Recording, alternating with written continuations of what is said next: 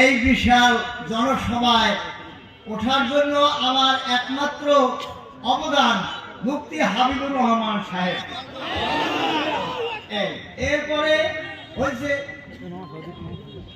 আমাদের ইউনিয়ন পর্যায়ের নেতা মাওলানা মোস্তাফিজুর রহমান সাহেব।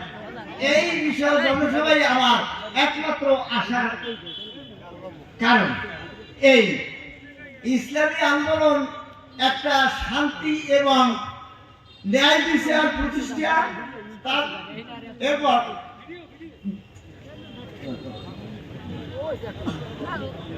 এবং ন্যায্য অধিকারের জন্য এই ইসলামী আন্দোলন।